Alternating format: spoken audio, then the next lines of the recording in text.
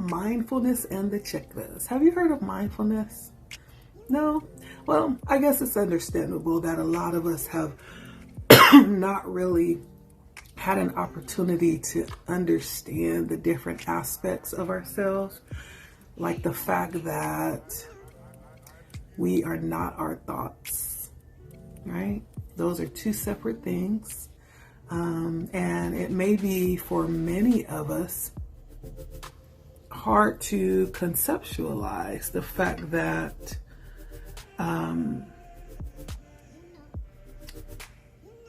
we are separate from our thoughts. When we think of the philosophy around yoga, for instance, that says that we are not our thoughts, right? Those two are two separate things. And thoughts are something that we have in the same way that we have hands, in the same way that we have feet, and we have arms, and we have legs, and we have hair, right? We have cars, we have houses, we have stuff, we have phones. But those things are not us, right? We have them to utilize, but they're not us. They're not you, right? When we're talking about our thoughts, that thing that we share so freely and we give an unlimited supply of, right? They're not us. They're not you. Not only is it that our thoughts are not us, they also don't define us either, right? It's not the whole of who we are or what we represent. And I know that's hard to understand the truth of that, especially if this is a brand new concept or a way of thinking that you've never really given thought to or even recognized or even heard of. Unless you've practiced mindfulness before, this is probably maybe over some heads, possibly, right? But nevertheless, we're going to talk about it, okay? Mindfulness is what we're talking about. And the reason why we're talking about mindfulness is because it is one of those things that is important as it pertains to the checklist, right? So what is mindfulness? It's the act of paying attention without engaging in what it is that you're giving your attention to. And so it's like being aware with a very simplistic, pure way. It's not thinking, but it's being aware that you are thinking or that you're able to think, right? It's separating yourself from thought as a thing. It's not feeling, it's being aware that you have feelings or that you are feeling something. It's separating yourself from the feeling as a thing, right? It's not the physical body, but it's the awareness that we have physical bodies, right?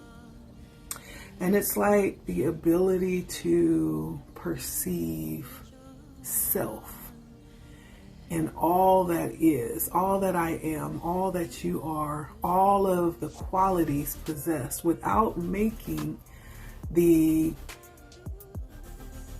misunderstanding that you are any of those qualities, right? That you possess. It's two different things, right? And you transcend your qualities. And so mindfulness mindfulness meditation, we'll say, is a technique specifically aimed at cultivating what we call mindfulness. And this is something that you can do anytime, anywhere, right? Which is what makes it so beautiful, right? And all you have to do is really just stop and, stop thinking, right? Take a deep breath and just be. That's it. And when I learned this, the quality of my life was wholly changed. And I was introduced to mindfulness through a few different, I don't know if I would call them yogis, not yogis, but a few different, I would definitely say they're teachers, and even much more than that, spiritual leaders of thought. People such as Zukov and Chopra and Tolle, right? Totally changed my life because it helped me to understand how much I'm actually in control of what happens within me. And in a lot of ways, a lot of cases, even things around me. Mindful isn't just assistance through meditation. It has benefits that are very tangible, right? And it's actually being taught on a wide scale now, mindfulness. So I'm surprised if there are any people that haven't heard of it, but not to take that for granted. There in fact could be. And so I always like to teach from the basic level to build up, right? And so it's something that doctors, psychologists, even places where healthcare is being offered, they're beginning, or they have been advising and leading people into this practice because of the ability of mindfulness to do amazing things, as it pertains to our health, like reduce stress, and harmful effects through the body that would lead to sickness, right? There's been cases where practice has reduced high blood pressure. It has reduced muscle tension and feelings of stress and anxiety, right? Not only that, it's been proven to help hone in on skills that we possess and even aspects of performance within our life, right? One of the things that I love to do is hot yoga or yoga, and it's kind of like a type of mindfulness, right? Well, it is mindfulness because it allows you to really focus in and actually take advantage of, abilities within the body, abilities that the body possesses to care for itself,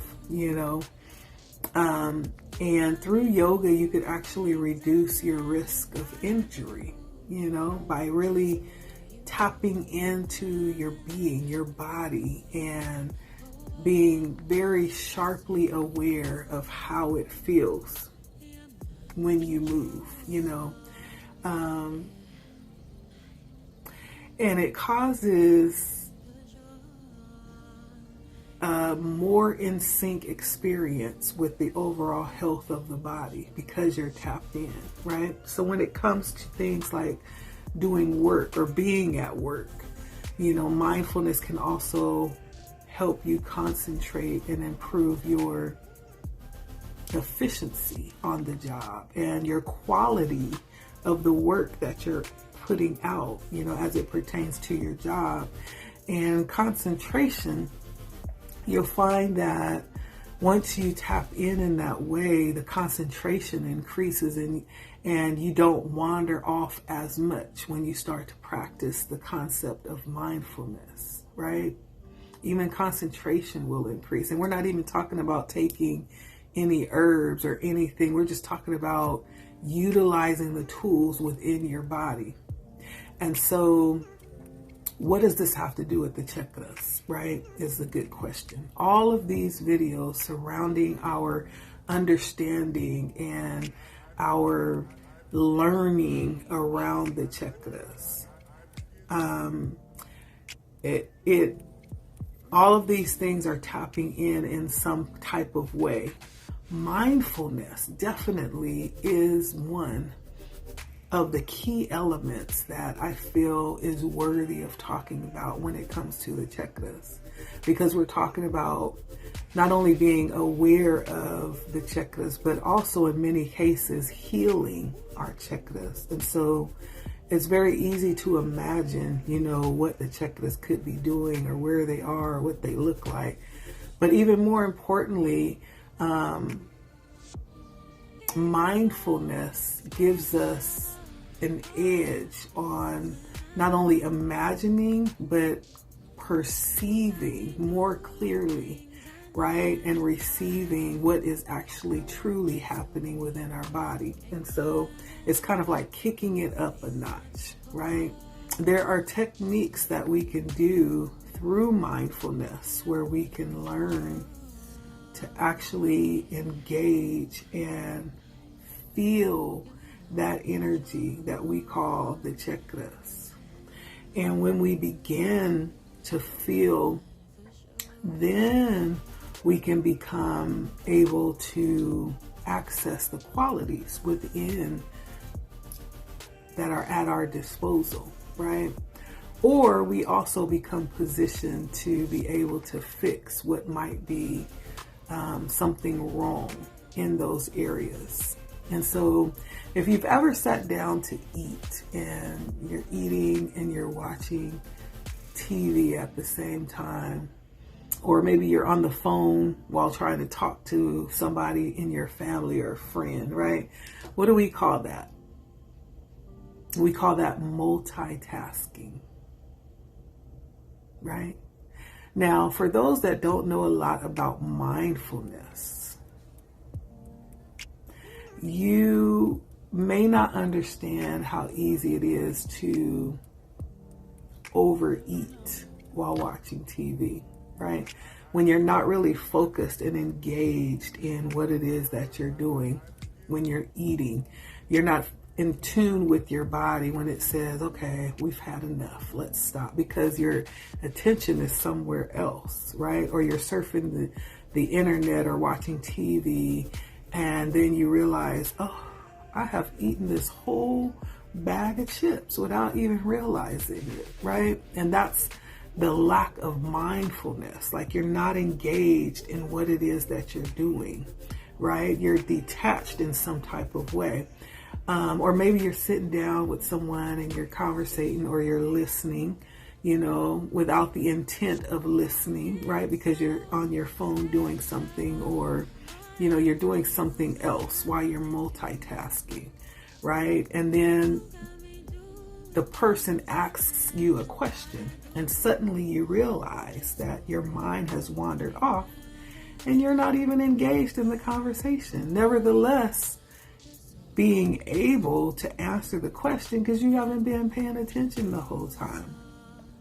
And so when they ask you that question, you realize, ew, you have to ask them to repeat themselves because you weren't listening.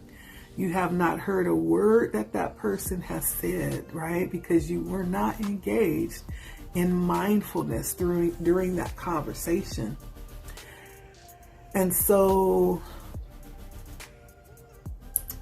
multitasking, the word has been glamorized in today's society, but when it comes to mindfulness, it's actually anti-mindfulness. And so not downing multitasking, because I do realize that it's necessary, right? I'm definitely a multitasker. But it's also recognizing that it's okay also to give yourself a break from multitasking. It's okay, every now and then. And there comes a time where when you come to sit down and eat, it's necessary to, give your whole self to that particular activity, or when you're engaged in a conversation, right, to give your whole to the act of that conversation, right? Making the conscious decision to maybe do one thing at a time, right? There comes a time where it's okay to do that, not to feel like you always have to be multitasking. So try it. And whatever it is that you've committed to doing, try to see if when you decide to actually give it your attention and mindfulness, how fast you excel in that, whatever that is, right? You've heard of the phrase, the jack of all trades is the master of none. Well, there's a reason why that has become a very popular saying. Yeah. But mindfulness, actually, it takes practice, and it's not something that you'll just start doing, once you realize what it is, and you'll master it the first time or the second time or the 10th time. You may not even master it the 20th time, because it takes practice.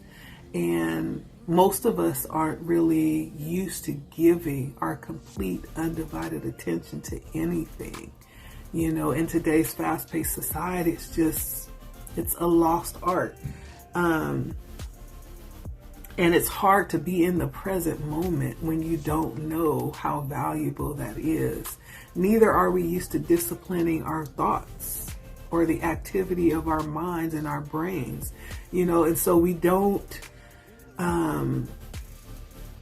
find an issue with our minds wandering aimlessly, and thoughts forcing their way into our minds, and we not really understanding the necessity of challenging thoughts that don't align with us, right? Because we're in a different time in the day, right?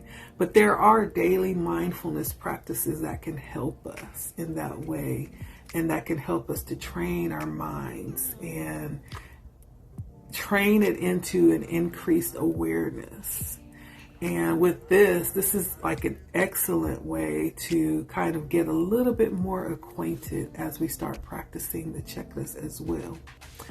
Or as you start connecting rather with the checklist, if you choose to do that, if you're choosing to engage here as we're learning about the checklist. And it doesn't mean that you have to get all meditative, it's not this big, deep thing, that I'm talking about. It's very simple, more simple than you would realize. When it comes to mindfulness, you can actually have mindfulness moments all throughout the day if you choose to. I do. Whenever you choose to have them, you can have them. All you have to do is just stop what you're doing, right? Stop, disengage from your thoughts and expand your awareness, so that you look at what you're thinking, what you're feeling, and any other sensory perceptions, without allowing them to overtake you. Feel the emotion, but understand that you are not the emotion, that they're just passing, and you can tune into your checklist, since we're talking about checklists, in this way as well throughout the day at any moment in time, right? It doesn't have to be a whole 45-minute session where you go to a quiet corner. No, I do it all the time, right there in front of my desk, in front of my computer, tuning in, even if it's just for 5 seconds. Amazing, right? Especially in moments and times where you notice, sensations in a particular part of your body. If you're starting to feel a sore throat coming on, or you have this unannounced sense of anxiety where the butterflies feel like they're fluttering up in your stomach, and you're like, where is this coming from? What is that? Or you start to have chest pains out of nowhere, or a sudden ache in your upper back between your shoulder blades, like somebody's clenching on your back, It's bringing your awareness to that area, bringing it without judgment and with with the idea that you're looking at what's happening in that energy center, in that chakra. And again, it's not something that you're going to just pick up immediately, right? It does take practice and it takes dedication, but it's not hard. It's very simple. And so tuning into the chakras is definitely going to be a little challenging if you're not used to it. And when I say challenging, I don't mean you're going to have to put in a lot of work. I mean, it's just a different way of being, you know, because we're not used to being still. We're not used to focusing. It's a different way of being, and tuning into your physical body. Because again, the chakras are not physical, right? They're energy. It's the part of the, it's part of the energy body, right? And so they require a more fine-tuned tool, right, to practice. And our energy body is definitely a part of us, not the physical body, but it is a part of our energetic body. It's a part of us. And your energy body is the part of the consistency of energy that flows in and out and around the body. And it's through what we've discussed in previous videos as nadis, right? We talked about nadis, nadi by nature. If you haven't saw that video, go watch it. It's called Nadi by Nature. And these are talking about these channels, these meridians, these energy channels where energy flows in and out of the body, okay? And it concentrates in the chakras.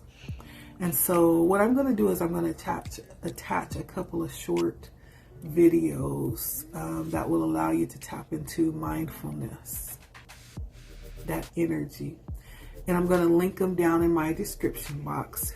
If you can take just a moment just to see what that feels like, see what that is, see what that's all about. When we talk about mindfulness, all you have to do is just click on them and take a moment to engage, right? Shouldn't be no more than about 5 minutes or so. Yeah, find a quiet place for a quick minute if you want to test out what mindfulness feels like. That'll be the first video. That's going to be video number 1, where you'll just basically be tapping into the energy of mindfulness. Video number 2, we're going to aim that one towards connecting the mindfulness as we engage in the chakras, right? These videos are really aimed at giving you a little bit more understanding, a little bit more confidence at how easy this is, right? It's not as big or as difficult as it sounds when we're talking about it. It's actually pretty simple, and the benefits are amazing for such simplicity. So the first video is going to be number 1 around mindfulness, and then I'm also going to link another video, number 2. And this video is going to tap into the concepts of mindfulness and tapping into the chakras. Connecting the mindfulness with the chakras.